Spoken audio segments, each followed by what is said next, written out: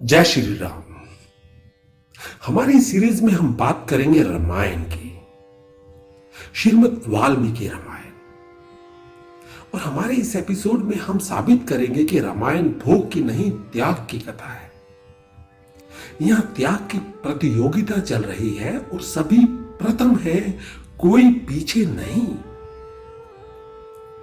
चारों भाइयों में राम और लक्ष्मण तो वन चले गए और भरत नंदीग्राम में रहते हैं। शत्रुघ्न उनके आदेशों द्वारा राज्य संचालन करते आ रहे हैं। एक रात की बात है, माता कौशल्या को सोते में अपने महल की छत पर किसी के चलने की आहट सुनाई दी। नींद खुल गई। पूछा कौन है? मालूम पड़ा शत्रुघ्न की पत्नी श्रुति कीर्ति है। नीचे बुलाया गया। श्रुति कीर्ति जो सबसे छोटी है आई, चरणों में प्रणाम कर खड़ी रह गई। माता कौशल्या ने पूछा, श्रुति इतनी रात को अकेली छत पर क्या कर रही हो बिटिया? क्या नींद नहीं आ रही? और शत्रुघ्न कहां है? श्रुति कीर्ति की आंखें भर आई। मां की छाती से लिपटी गोद में सिमट गई। बोली, मां उन्हें तो देखे हुए 13 वर्ष हो गए। क्या? कौशल्या का हृदय कांप गया। तुरंत आवाज लगी। सेवक दौड़े आए। आधी रात को ही पालकी तैयार की गई। आज शत्रुघ्न की खोज होगी। मां चली शत्रुघ्न को खोजने।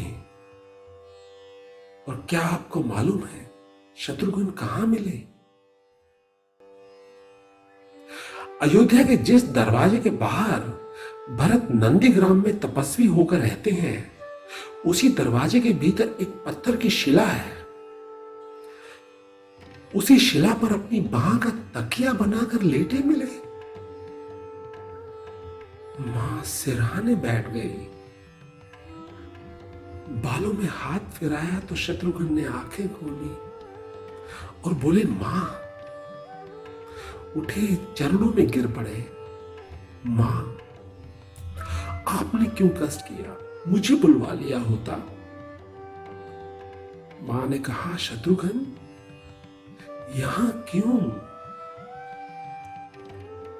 शत्रुघ्न की रुलाई फूट पड़ी। बोले, मां भैया राम पिता की आज्ञा से वन चले गए। भैया लक्ष्मण उनके पीछे चले गए और भरत भैया तो नंदीग्राम में है। क्या ये महल, ये रथ, ये राजसी वस्त्र विधाता ने मेरे लिए बनाए हैं? माता कौशल्या निरुत्तर रह गई। चारों भाइयों का प्रेम और त्याग एक दूसरे के प्रति अनुभव अद्भुत और अलौकिक है। रामायण ही एक ऐसा ग्रंथ है जो जीवन जीने की सबसे उत्तम शिक्षा देता है।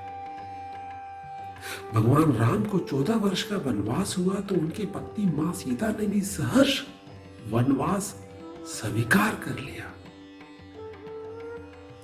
सीता तो पत्नी थी, लेकिन लक्ष्मण बचपन से ही बड़े भाई की सेवा में रहने वाले कैसे राम से दूर हो जाते? माता सुमित्रा से तो उन्होंने आज्ञा ले ली थी भैया राम के साथ वन जाने की, परंतु जब उर्मिला के कक्ष की ओर बढ़ रहे थे तो सोच रहे थे कि मां ने तो आज्ञा दे दी, उर्मिला को कैसे समझाऊंगा, क्या कहूंगा? यही सोच विचार करके लक्ष्मण जैसे ही अपने कक्ष में पहुंचे तो देखा कि उर्मिला आरती का थाल लेकर खड़ी थी और बोली, आप मेरी चिंता छोड़ प्रभु की सेवा में वन को जाओ। मैं आपको नहीं रोकूंगी। मेरे कारण आपकी सेवा में कोई बाधा न आए, इसलिए साथ जाने की जिद भी नहीं करूंगी। लक्ष्मण को कहने में संकोच हो रहा था, परंतु उनके कुछ कहने से पहले ही उर्मिला ने उन्हें संकोच से बाहर निकाल दिया। वास्तव में यही पत्नी का धर्म है। पति संकोच में पड़े उससे पहले ही पत्नी उसके मन की बात जानकर उसे संकोच से बाहर कर देना एक अति उत्तम पत्नी के रिश्ते का उदाहरण है। लक्ष्मण चले गए, परंतु 14 वर्ष तक उर्मिला ने एक तपस्विनी की भांति कठोर तप किया। वन में भैया भाभी की सेवा में लक्ष्मण कभी सोए नहीं, परंतु उर्मिला ने भी अपने महलों के द्वार कभी बंद नहीं किए और सारी रात जाग जाग कर उस दीपक की लौ को बुझने नहीं दिया। मेघनाथ से युद्ध करते हुए जब लक्ष्मण को शक्ति लग जाती है और हनुमान उनके लिए संजीवनी का पहाड़ लेकर लौट रहे होते हैं, तो बीच में अयोध्या में भरत उन्हें राक्षस समझकर बाण मारते हैं और हनुमान गिर जाते हैं। तब हनुमान सारा वृत्तांत सुनाते हैं कि सीता को रावण ले गया और लक्ष्मण मूर्छित है। यह सुनते ही मां कौशल्या कहती है कि राम को कहना कि लक्ष्मण के बिना अयोध्या में पैर भी मत रखना, राम वन में ही रहे। और उधर माता सुमित्रा कहती है कि राम से कहना कि कोई बात नहीं, अभी शत्रुघ्न है, मैं उसे भेज दूंगी। मेरे दोनों पुत्र राम सेवा के लिए ही तो जन्मे हैं। माताओं का प्रेम देखकर हनुमान की आंखों से अश्रुधारा बह निकलती है, परंतु जब उन्होंने उर्मिला को देखा तो सोचने लगे कि यह क्यों एकदम शांत और प्रसन्न खड़ी है। क्या इन्हें अपने पति के प्राणों की कोई चिंता नहीं? हनुमान पूछते हैं, देवी आपकी प्रसन्नता का कारण क्या है? आपके पति के प्राण संकट में है। सूर्य उदित होते ही सूर्य कुल का दीपक बुझ जाएगा। उर्मिला का उत्तर सुनकर तीनों लोगों का कोई भी प्राणी उनकी वंदना किए बिना नहीं रह पाएगा। वे बोली, मेरा दीपक संकट में नहीं है, वो बुझ ही नहीं सकता। रही सूर्य उदय की बात, तो आप चाहें तो कुछ दिन अयोध्या में विश्राम कर लीजिए, क्योंकि आपके वहां पहुंचे बिना सूर्य उदित हो ही नहीं सकता। आपने कहा कि प्रभु श्री राम मेरे पति को अपनी गोद में लेकर बैठे।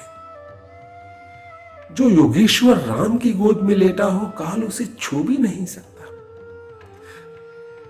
यह तो वो दोनों लीला कर रहे हैं। मेरे पति जब से वन गए हैं तब से सोए नहीं है। उन्होंने ना सोने का प्रण लिया था, इसलिए वे थोड़ी देर विश्राम कर रहे हैं। और जब भगवान की गोद मिल गई तो मेरे पति की हर श्वास में राम है, हर धड़कन में राम है, उनके रोम रोम में राम है, उनके खून की बूंद बूंद में राम है। और जब उनके शरीर और आत्मा में ही सिर्फ राम है, तो शक्ति भैया राम को ही लगी, दर्द राम को ही हो रहा। इसलिए हनुमान जी आप निश्चित होकर जाएं, सूर्य उदित नहीं होगा। राम राज्य की नींव जनक की बेटियां ही तो थी, कभी सीता तो कभी उर्मिला। भगवान राम ने तो केवल राम राज्य का कलश स्थापित किया, परंतु वास्तव में राम राज्य इन सब के प्रेम, त्याग, समर्पण और बलिदान से ही आया। मैं नंद कुमार आपसे विदा लेता हूं। सुनते रहे मेरे साथ हमारे ग्रंथों से लिए गए दिल को छू लेने वाले कुछ अलौकिक किस्से। जय श्री राम।